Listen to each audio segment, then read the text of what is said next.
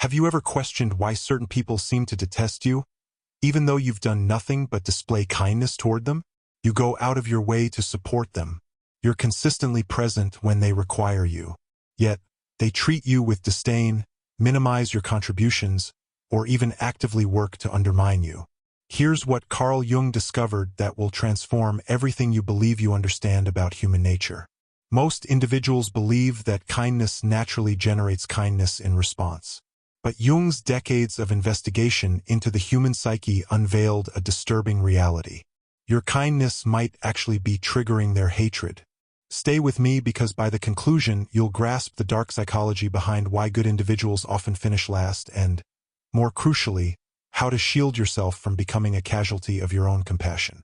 Carl Jung expressed something that most individuals find impossible to embrace.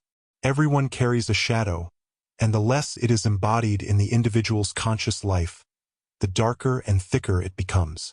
But what does this signify for you when you're attempting to be kind? Here's the shocking reality Jung uncovered. When you consistently display kindness, patience, and understanding toward someone, you're not simply being nice. You're holding a mirror toward their shadow. Your kindness becomes a constant reminder of everything they believe they are not. According to Carl Jung, the shadow represents all the parts of ourselves we've rejected, denied, or concealed. It's the collection of our flaws, failures, and dark impulses that we don't want to confront. And here's where it becomes disturbing. When someone encounters your genuine kindness, their unconscious mind doesn't think, "What a wonderful individual." Instead, it whispers, "This person is everything I'm not. This person makes me feel inadequate." Jung discovered that this creates what he called shadow projection. They begin to perceive you as the adversary, not because of what you've accomplished, but because of what you represent. But wait, there's more to this psychological phenomenon. But before we continue, like this video, share it with people who might appreciate it, and write in the comments from which city you follow our YouTube channel. Carl Jung stated, "The most terrifying thing is to accept oneself completely, and your kindness forces individuals to confront parts of themselves they'd rather keep buried." Consider it. When you're consistently kind to someone who's been cruel, patient with someone who's been irritable, or understanding with someone who's been judgmental, you're essentially showing them a different way of being. Here's what Jung realized about human psychology. Most individuals would rather maintain their current identity, even if it's negative, than face the uncomfortable reality that they could change. Your kindness threatens their entire self-concept. According to Carl Jung, this creates what he termed psychological inflation in reverse. Instead of feeling superior, they feel deeply inferior. And the only way to restore their psychological balance is to tear you down. But here's the part that will astound you. The kinder you are, the more you activate their shadow. The more you activate their shadow, the more they need to convince themselves and others that you're not actually good, that you're fake, manipulative, or have hidden motives. Jung discovered that individuals will actually create elaborate narratives about your true intentions just to avoid confronting what your kindness reveals about their own behavior. And this leads us to one of Jung's most profound insights. Carl Jung stated, "Everything that irritates us about others can lead us to an understanding of ourselves. But what happens when your kindness irritates individuals? What does that reveal?" Here's what Jung uncovered about the human psyche. Most individuals operate from what Jung called the persona, a mask they wear to fit into society. This persona is often built on being right, being tough, or being realistic, which usually means cynical. When you show up with genuine kindness, you're operating from your authentic self, not your persona. This creates a massive problem for individuals trapped behind their masks. According to Carl Jung, your authenticity makes their persona feel false and hollow. They can't admit this to themselves, so they have to make you the problem. But here's where it becomes really twisted. Jung discovered that individuals will often attack the very qualities in you that they secretly wish they possessed. They'll call your kindness weakness, your patience stupidity, and your understanding naivety. Why? Because admitting your strength would mean admitting their own limitations. This is what Jung called projection. They're projecting their own inner conflicts onto you. They're not really angry at your kindness. They're angry at their own lack of it. And this brings us to a crucial realization. Carl Jung stated, "Your vision becomes clear when you look into your heart. Who looks outside dreams. Who looks inside awakens." But what happens when your awakened state threatens someone else's dream? Here's what Jung discovered about human development.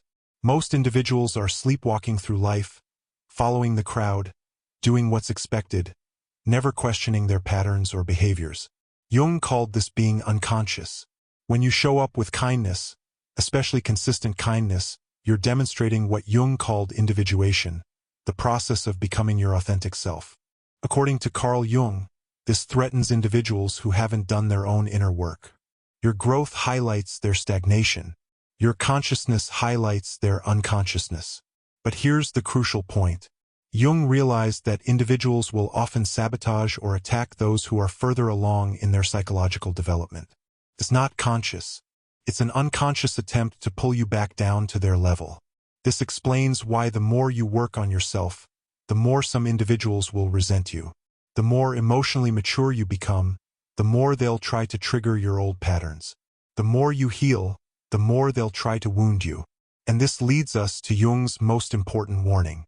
Carl Jung stated, "The collective unconscious is composed of archetypes, which are universal patterns or images that derive from the collective unconscious." But what happens when you go against the collective pattern? Here's what Jung understood about group psychology. When you consistently choose kindness in a world that often rewards cruelty, you're going against what Jung called the collective unconscious, the shared psychological patterns of your culture. According to Carl Jung, this makes you a threat to the status quo. Your kindness suggests that another way is possible, and that terrifies individuals who have built their entire identity around the current system. But here's where it becomes really deep. Jung discovered that the collective unconscious contains what he called archetypal patterns, and one of the most powerful is the scapegoat archetype. When you're kind in a cruel world, you become the perfect scapegoat.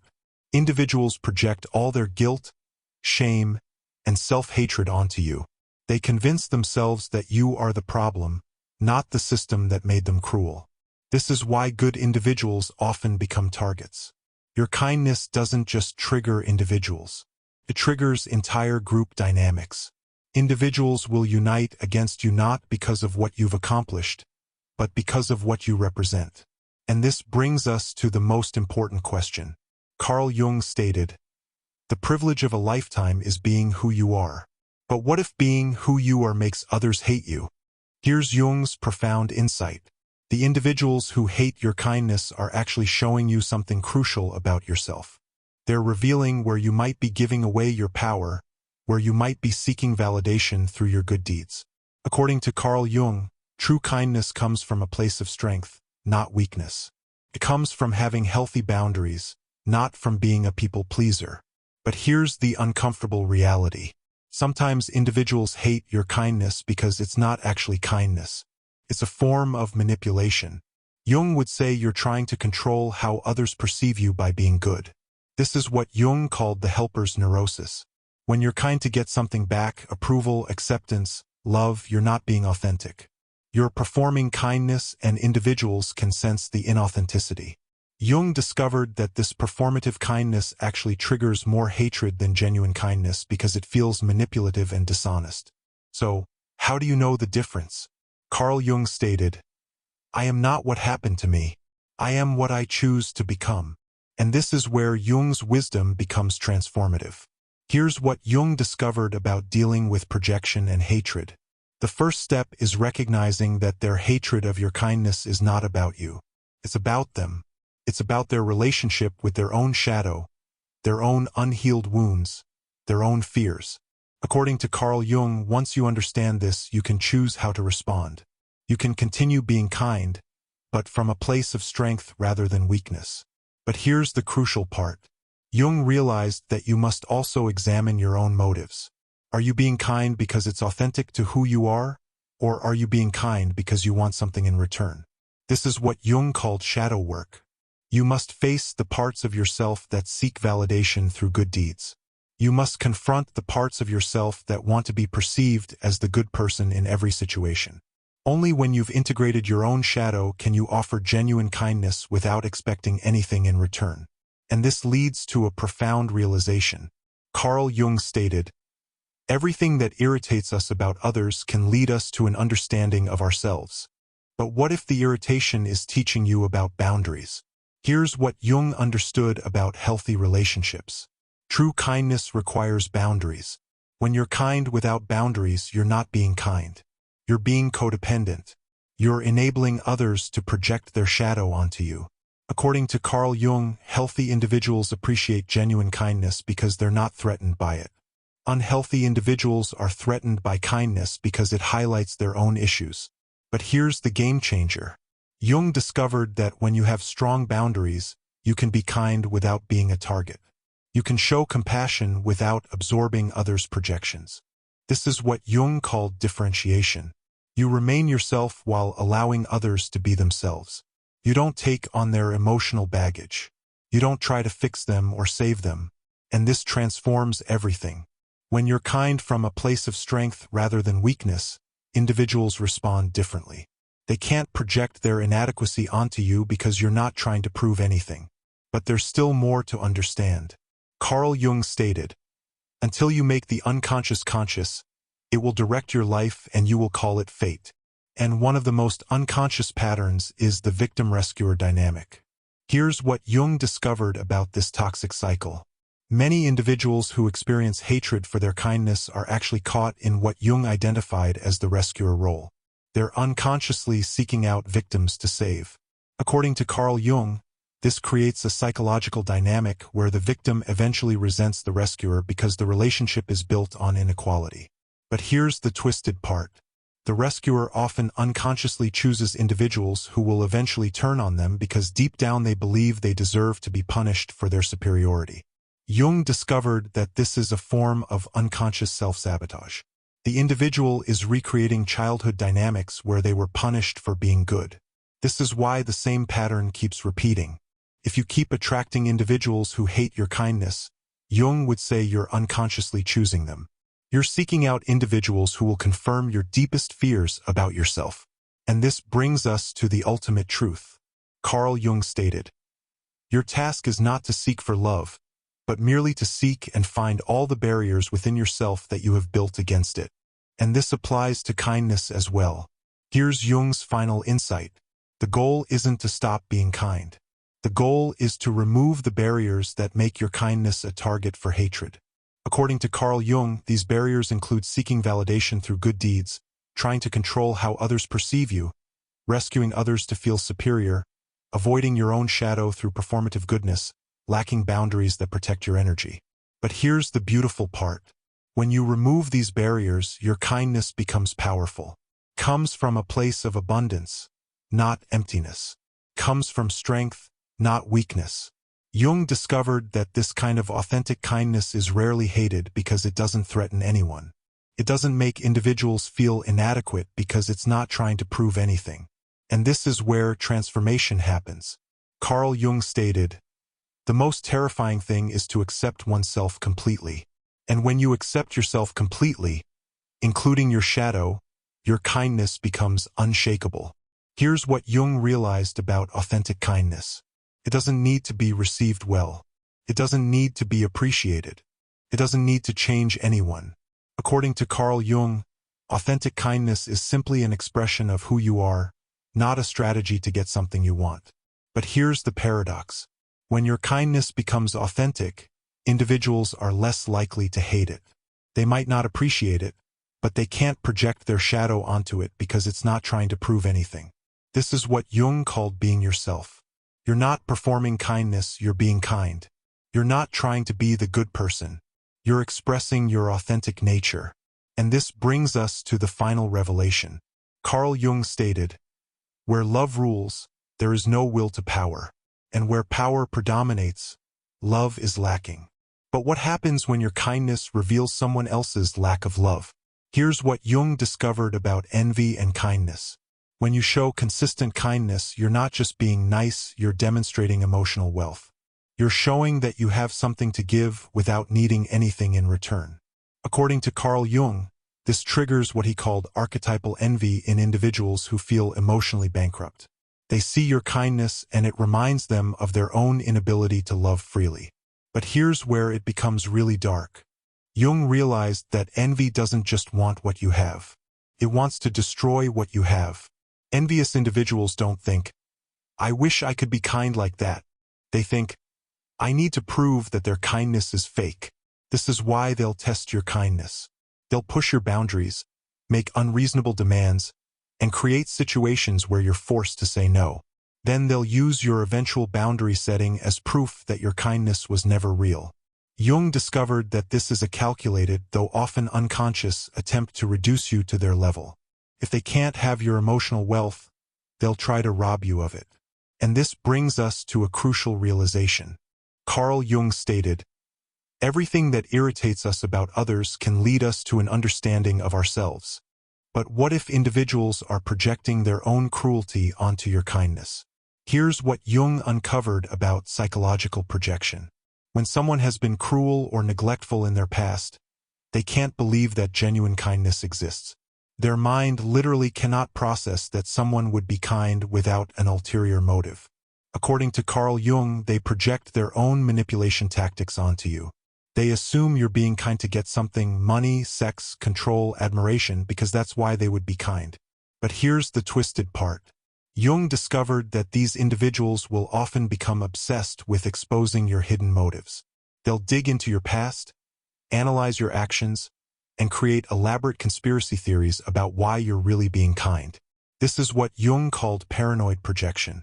They're so convinced that kindness is impossible that they'll interpret everything you do through the lens of manipulation. Compliment becomes flattery. Help becomes control. Understanding becomes condescension. And the more you try to prove your sincerity, the more suspicious they become. Jung realized that defending your kindness actually feeds their projection. It proves to them that you're hiding something because in their mind, innocent individuals don't need to defend themselves.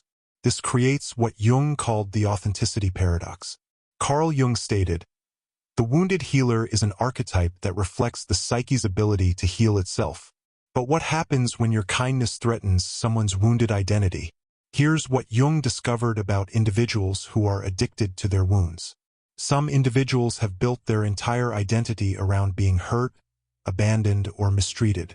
Their wounds have become their source of meaning, their claim to attention, their excuse for not growing. According to Carl Jung, when you show up with kindness, you're offering them healing. But healing means giving up their wounded identity, and that terrifies them. But here's the shocking reality. Jung realized that these individuals will often sabotage their own healing to maintain their familiar suffering. They'll reject your kindness, push you away, and then use your absence as proof that everyone always leaves. This is what Jung called the victim's revenge.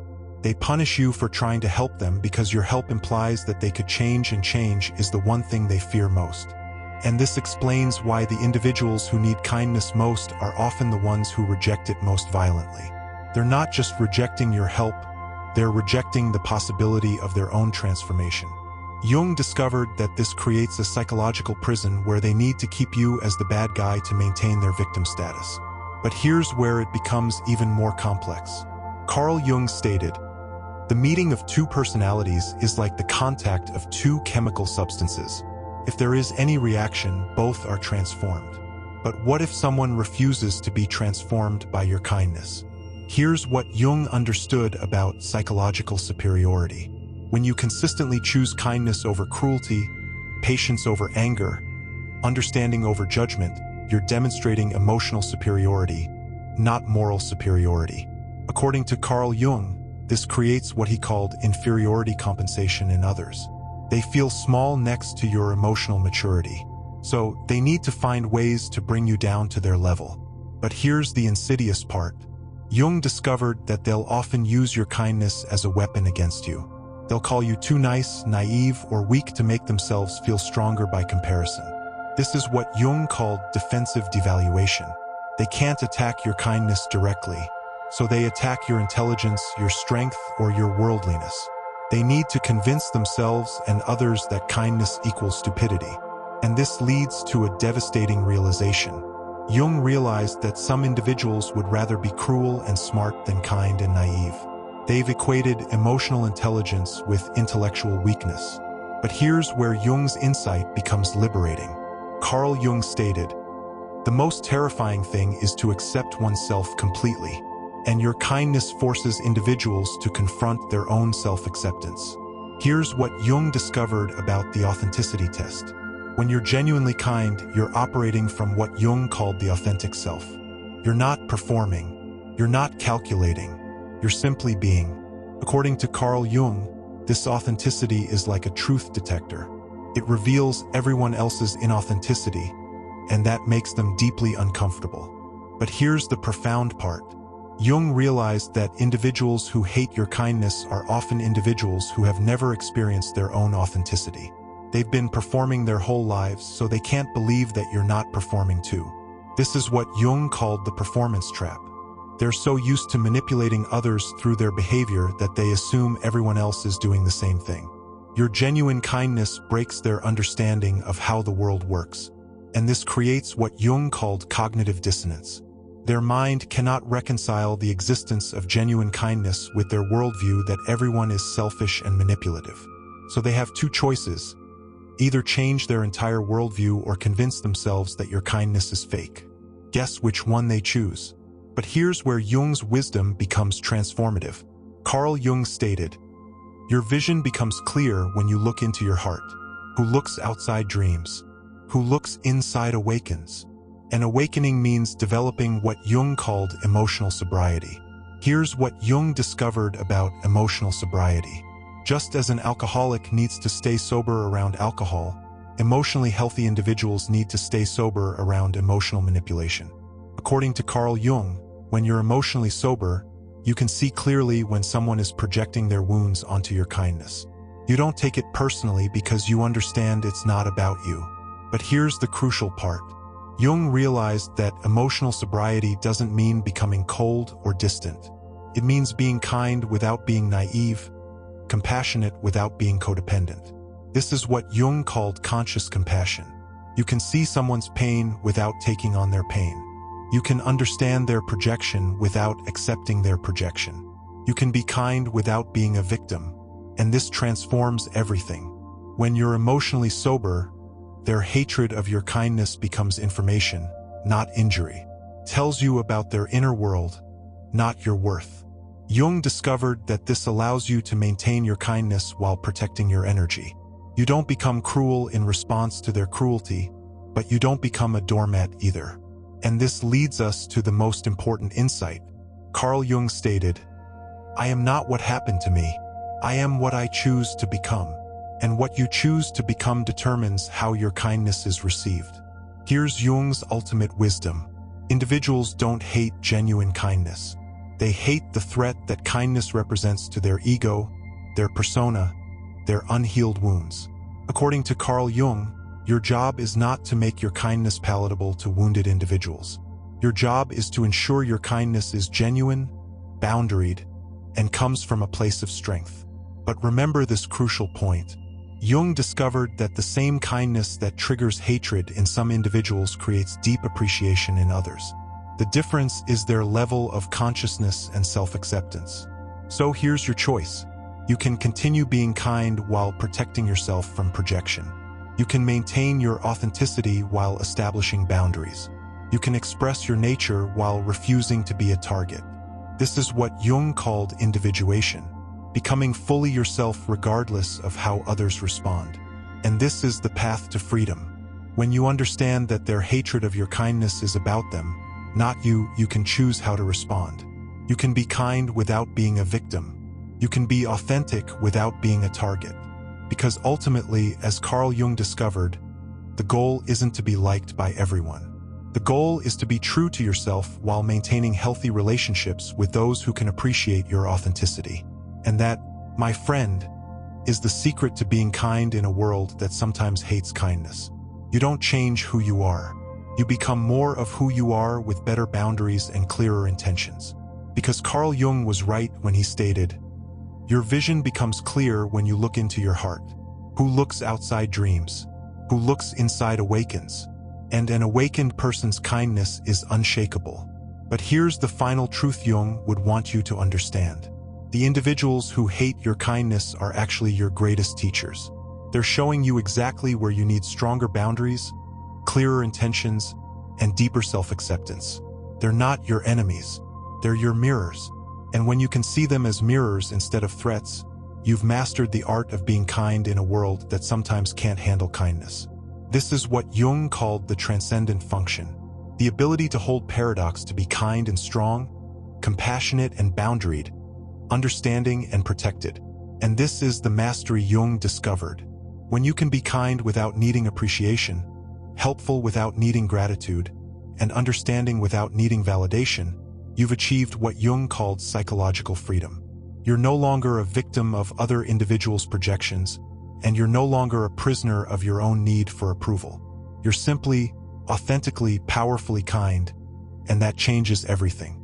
Remember, the individuals who hate your kindness are showing you their wounds, not your weaknesses. Your job is to stay kind while protecting your energy, establishing boundaries, and choosing relationships with those who can appreciate your authentic nature.